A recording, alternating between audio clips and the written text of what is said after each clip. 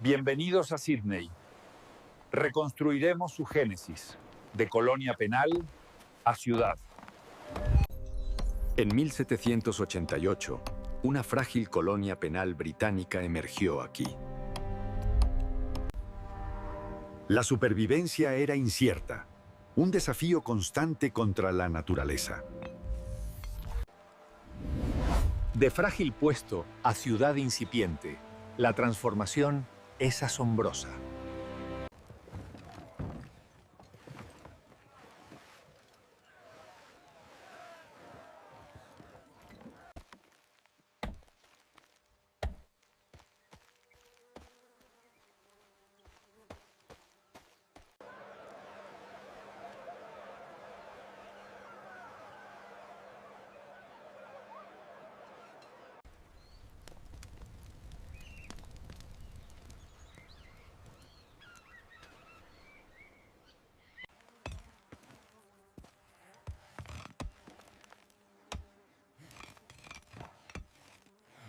En los últimos años del siglo XVIII, Sydney era apenas un experimento frágil aferrado al borde de un continente desconocido. Una colonia penal británica fundada apenas 8 años antes, donde convictos, soldados y administradores intentaban construir algo permanente en una tierra que no comprendían del todo. En este video, utilizo herramientas modernas de inteligencia artificial para dar vida a pinturas históricas, mapas y grabados de la época, cambiando perspectivas, moviendo ángulos de cámara y recorriendo estas escenas de maneras que sus artistas originales nunca pudieron imaginar. El objetivo no es simplemente observar el pasado, sino adentrarnos en él, caminar por Sydney tal como era entonces, e imaginar lo que habría sido estar aquí, desde los primeros días de la colonia hasta su transformación en algo más que un simple asentamiento de prisioneros. Y si permaneces hasta el final, compararemos estos mismos lugares con su apariencia actual para ver qué ha cambiado el tiempo y qué todavía permanece. Antes de poner los pies en la Sydney colonial, es útil entender cómo comenzó esta historia. Esta pintura representa la llegada de la primera flota a Botany Bay en enero de 1788. 11 barcos que habían navegado durante más de 8 meses desde Inglaterra, cargados con alrededor de 750 convictos junto con marines, oficiales y sus familias. Llegaron a una bahía que el explorador James Cook había descrito como prometedora, pero que en realidad resultó ser poco adecuada para el asentamiento. El suelo era arenoso, el agua dulce, escasa y la bahía demasiado abierta para proporcionar refugio seguro a los barcos. En cuestión de días, el gobernador Arthur Phillip tomó la decisión de trasladar toda la expedición hacia el norte a una ensenada que había avistado brevemente durante la exploración inicial. Esta escena muestra el momento en que la flota entró por primera vez en lo que Phillip llamaría Sydney Cove. Era el 26 de enero de 1788, una fecha que más tarde se convertiría en el Día de Australia, aunque en aquel momento era simplemente el comienzo de un experimento incierto.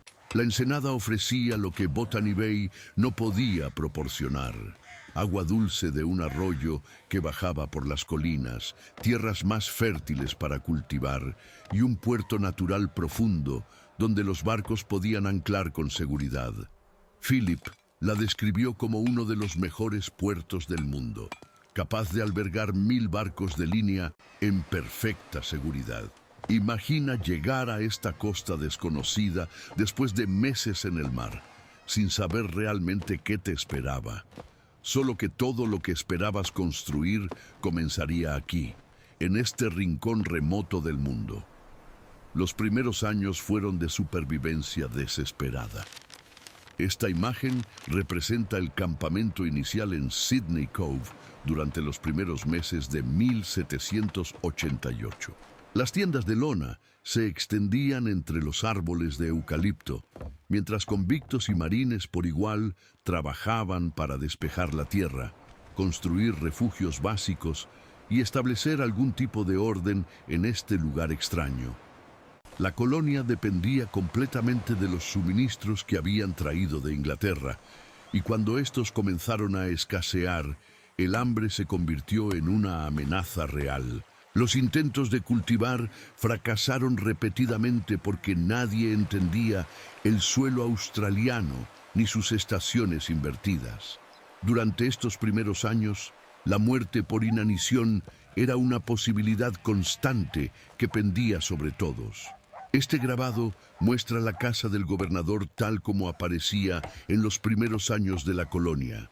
Era una estructura modesta de ladrillo y piedra, construida por manos convictas con materiales locales. Arthur Phillip vivía aquí mientras intentaba mantener unida una comunidad que no había elegido estar junta. Los convictos habían sido enviados por crímenes que iban desde el robo menor hasta delitos más graves. Los marines estaban resentidos por tener que servir como carceleros en lugar de soldados, y todos estaban a miles de kilómetros de todo lo que conocían. La casa del gobernador servía no solo como residencia, sino como el centro administrativo desde donde se tomaban las decisiones que determinaban quién comía, quién trabajaba y quién recibía castigo. Justo antes de avanzar hacia los años siguientes, quiero pausar aquí por un momento. Esta vista muestra Sydney Cove alrededor de 1790, apenas 2 años después de la fundación. Ya podemos ver los primeros signos de permanencia.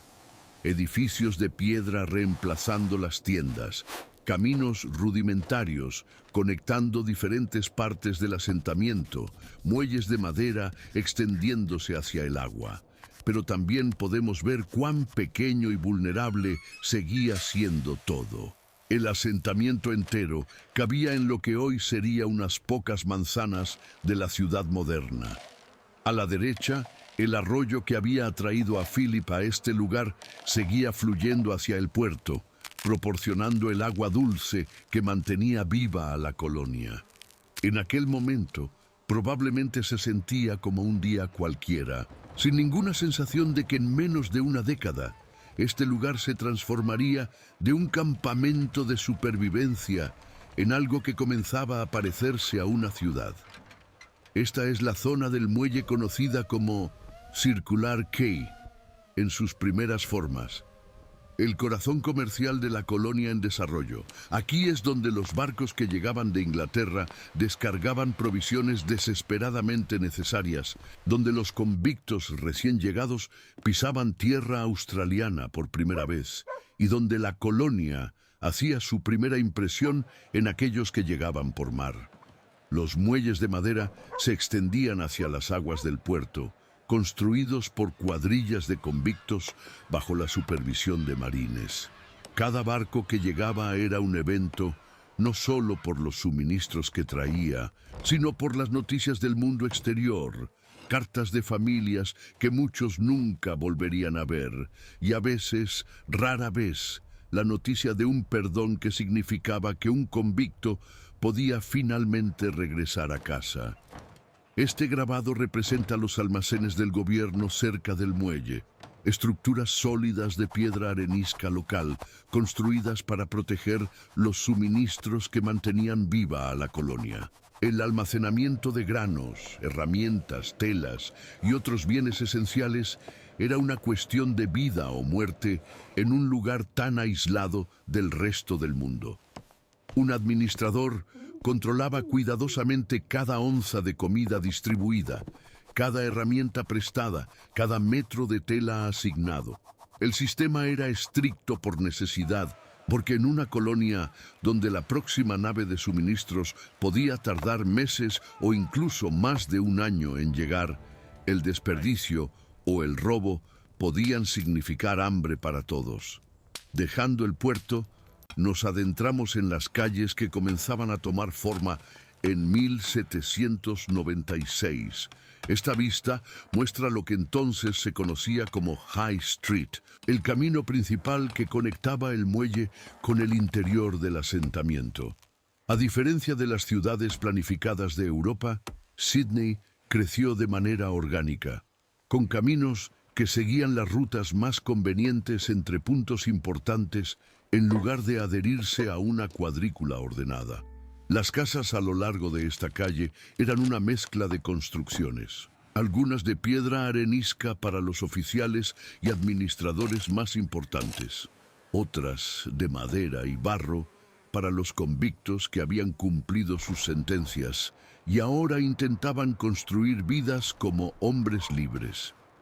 El contraste entre estas estructuras reflejaba las divisiones sociales que definían la vida colonial. Esta imagen muestra el cuartel de los convictos, uno de los edificios más significativos de la Sídney temprana. Aquí es donde vivían los prisioneros que aún cumplían sus sentencias, bajo vigilancia constante y sujetos a un régimen estricto de trabajo y disciplina. El edificio era funcional más que cómodo, diseñado para albergar a cientos de personas en condiciones que variaban desde lo tolerable hasta lo miserable, dependiendo de la época y las circunstancias. Los convictos dormían en literas de madera, se levantaban antes del amanecer para trabajar en proyectos de construcción, agricultura o cualquier otra tarea que la colonia necesitara, y regresaban al anochecer para ser contados y encerrados hasta la mañana siguiente. El sistema de trabajo convicto era el motor que impulsaba el desarrollo de Sídney. Esta escena muestra una cuadrilla de prisioneros trabajando en la construcción de un camino. Rompían piedras, movían tierra, talaban árboles y realizaban el trabajo pesado que transformaba gradualmente el paisaje australiano en algo que los colonizadores europeos reconocían como civilización. A cambio de su trabajo, los convictos recibían raciones de comida, ropa básica, y para aquellos que se comportaban bien, la posibilidad eventual de obtener un ticket de licencia que les permitía trabajar por su cuenta. Algunos incluso recibían perdones completos y se convertían en colonos libres, aunque siempre cargaban con el estigma de su pasado. No puedo estar en la Sídney de esta época sin detenerme aquí. Esta pintura muestra el lugar donde se llevaban a cabo los castigos públicos. El triángulo de flagelación era una característica común de la vida colonial, un recordatorio constante del poder absoluto que las autoridades ejercían sobre los convictos. Los castigos podían ser brutales, cientos de latigazos por ofensas que iban desde el robo hasta la insubordinación. Estos espectáculos públicos servían como advertencia para todos los demás, una demostración de las consecuencias de desafiar el orden establecido. Mirando este lugar ahora, sabiendo lo que sabemos, es difícil no pensar en el sufrimiento humano que estas paredes presenciaron, en las vidas marcadas permanentemente por la violencia institucionalizada de la era colonial. Esta vista muestra la iglesia de St. Philip, la primera iglesia construida en Australia. Completada en 1793, representaba algo más que un lugar de culto. Era un símbolo de que la colonia aspiraba a ser algo permanente, algo civilizado según los estándares europeos de la época. Los domingos, convictos y hombres libres por igual asistían a servicios donde el capellán colonial predicaba sobre redención y obediencia, mensajes cuidadosamente seleccionados para una audiencia de prisioneros. La iglesia también servía como registro civil, documentando nacimientos, matrimonios y muertes en una tierra donde tales registros eran la única prueba de que una persona había existido. Más allá del asentamiento principal, esta imagen representa una de las granjas que comenzaban a establecerse en las afueras de Sídney. Para 1796, la colonia finalmente estaba aprendiendo a alimentarse a sí misma. Los primeros intentos de agricultura habían fracasado miserablemente porque los colonizadores no entendían el clima australiano ni las técnicas necesarias para cultivar esta tierra extraña. Pero gradualmente, a través de prueba y error, algunos comenzaron a tener éxito. Convictos que habían cumplido sus sentencias recibían pequeñas parcelas de tierra y la oportunidad de convertirse en granjeros. Algunos prosperaron, otros fracasaron, pero colectivamente estaban transformando la colonia de un campamento de prisioneros dependiente de suministros externos en algo que podía sostenerse por sí mismo. Esta escena muestra el Hospital General de Sydney, establecido para atender a los enfermos y heridos de la colonia. Las condiciones médicas eran primitivas según cualquier estándar, con cirujanos que trabajaban sin anestesia y con conocimientos limitados sobre las enfermedades tropicales y las condiciones únicas de Australia. El escorbuto, la disentería y las fiebres eran comunes, especialmente entre los convictos recién llegados que habían sobrevivido viajes de meses en condiciones terribles. El hospital era también donde terminaban aquellos que habían sido castigados demasiado severamente, sus espaldas destrozadas por el látigo, necesitando semanas o meses para recuperarse, si es que se recuperaban. Esta pintura representa el encuentro entre los colonizadores británicos y los pueblos aborígenes que habían habitado estas tierras durante decenas de miles de años.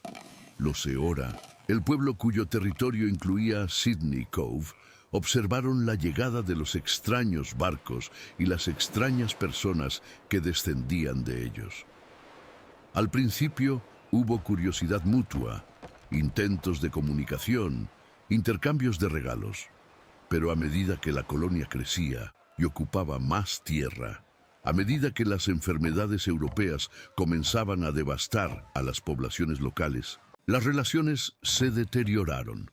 Para 1796, los conflictos eran frecuentes, con violencia en ambos lados mientras dos mundos completamente diferentes chocaban en esta costa remota.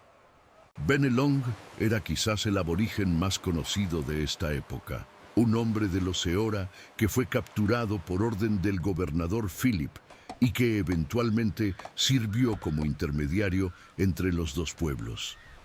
Esta imagen lo muestra vestido con ropa europea, una transformación que simbolizaba los intentos coloniales de civilizar a los pueblos indígenas según sus propios términos.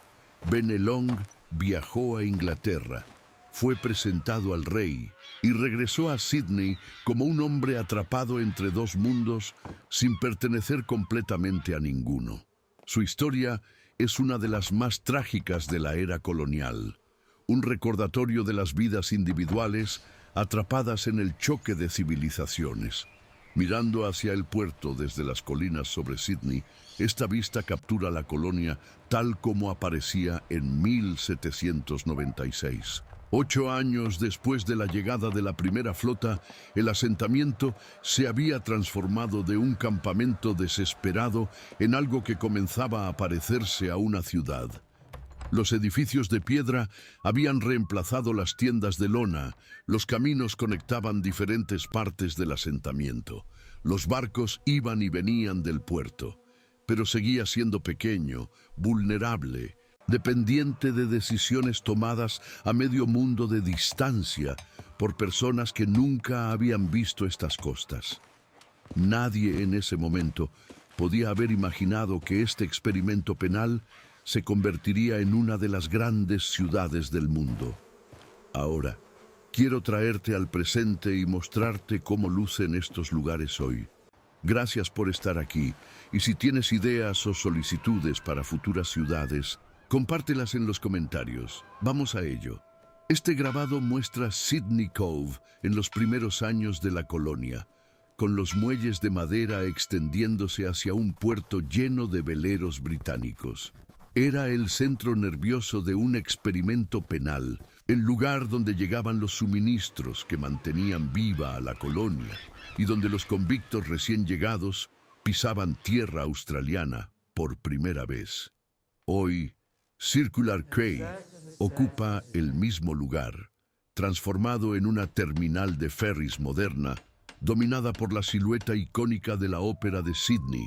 Los veleros han sido reemplazados por ferries verdes y blancos, y millones de turistas caminan cada año por donde antes caminaban convictos encadenados. Esta pintura representa la casa del gobernador, tal como aparecía en 1790, una estructura modesta de piedra y ladrillo, donde Arthur Phillip intentaba mantener unida a su frágil colonia. Servía como residencia, oficina administrativa y símbolo del poder británico en estas tierras remotas. La casa original fue demolida hace mucho tiempo, pero su ubicación está marcada en los jardines botánicos modernos, no lejos de donde se construyó más tarde Government House, la residencia actual del gobernador de Nueva Gales del Sur. Este grabado muestra el área de The Rocks, tal como era en los primeros años de la colonia. Un laberinto de calles estrechas y edificios de piedra arenisca donde vivían marineros, convictos liberados y los elementos más ásperos de la sociedad colonial. Era conocido como un lugar peligroso, lleno de tabernas y casas de mala reputación. Hoy, The Rocks es uno de los destinos turísticos más populares de Sydney. Sus edificios históricos, cuidadosamente restaurados, albergan restaurantes, galerías y tiendas de souvenirs. Los callejones, que una vez fueron sinónimos de crimen, ahora están llenos de mercados de fin de semana. Esta vista muestra el Hospital General tal como aparecía a finales del siglo XVIII. Un edificio funcional donde cirujanos con conocimientos limitados trataban a los enfermos y heridos de la colonia. Las condiciones eran primitivas, la mortalidad alta, y para muchos convictos era el último lugar que verían antes de morir. El hospital original ya no existe, reemplazado por el desarrollo urbano moderno, pero el sistema de salud pública de Nueva Gales del Sur puede rastrear sus orígenes hasta aquellos primeros intentos de proporcionar atención médica en la colonia. Este grabado representa la iglesia de St. Philip, la primera iglesia de Australia, un símbolo de las aspiraciones de permanencia y civilización de la colonia. Los domingos, toda la comunidad colonial se reunía aquí para servicios que mezclaban fe religiosa con mensajes de obediencia y orden social. La iglesia original fue reemplazada por una estructura más grande en el siglo XIX, y hoy St. Philip's sigue siendo una iglesia activa en el corazón del distrito comercial de Sydney, rodeada de rascacielos, pero conservando su conexión con los primeros días de la colonia. Esta pintura muestra las tierras de cultivo en las afueras de Sydney, donde convictos liberados y colonos libres intentaban alimentar a la colonia hambrienta. Los primeros intentos de agricultura habían fracasado, pero para 1796 algunos finalmente estaban teniendo éxito. Esas mismas tierras hoy forman parte de los suburbios occidentales de Sydney, completamente urbanizadas, con casas, centros comerciales y autopistas donde antes había campos de trigo y maíz. Si pudiera visitar este lugar con lo que sé hoy, creo que lo vería como uno de los experimentos sociales más extraordinarios de la historia moderna. Una colonia penal en el fin del mundo que se convirtió en una nación próspera. Un lugar de sufrimiento y castigo que se transformó en una de las ciudades más vibrantes del planeta. Las calles que caminamos hoy en Sydney fueron trazadas por convictos, los edificios construidos por sus manos, los cimientos de una sociedad